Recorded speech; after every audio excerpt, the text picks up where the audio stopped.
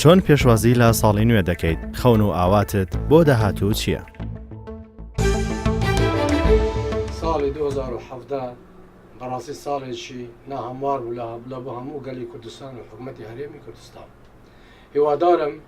هیوادارم خۆشگەرانەی بەسەر هەرێمی کوردستاندا بڕژێتن، بە تایبەتی بوو داهاتی ساڵی 2018 ساڵێکی پڕ خۆشگوزەران، خۆشی، هەموو شتێک بە هیوا و ئاواتی ئەم ملەتە بێتە دی.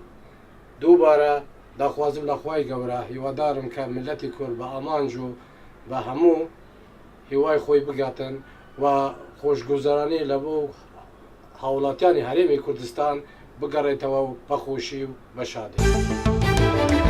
ساڵی 2018 ساڵێکی پڕ خۆشی بەختەوەر بێ. ساڵی 2017 نامەتیشی زۆر گەورە بەسەر کورد و کوردستان هات، بۆیە لە خوای گەورە پاڕێمەوە ساڵی 2018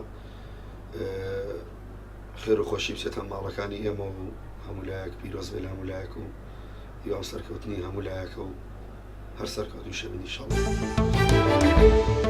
ساڵا چووی ساڵا 2017 ساڵێکە یعنی پڕ نەخۆشی بوو، بەتایبەتی بۆ ملەتی کورد، یعنی القەیرانە و ئێک نەبوونە لەوانەی سیاسی.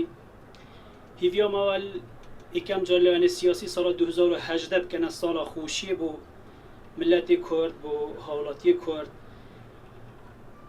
یعنی سیاسەتێکە پاکج و باش وەکی هەموو ملەتی دی بژین سەرکەفتی و سەرفیرازی. هیوادارم ساڵی 2018 ساڵێکی پڕ خۆش و خێر و بەرەکەت بێ بۆ گەلی کورد. ساڵی 2017 ساڵێکی ناخۆش و پڕ کێشە و ئاریشە بوو. هیوادارین لە ساڵی 2018 گەلی کورد بە هیوا و ئاواتەکانی خۆی بگات. ساڵی 2017 ساڵێکی بۆ من زۆر خۆش بوو، لەبەرەوەی کۆمەڵێک دەستکەوتم بە دەستکەوت. هیوادارم 2018 ببێتە خێر و خۆشی بۆ هەموو لایەک.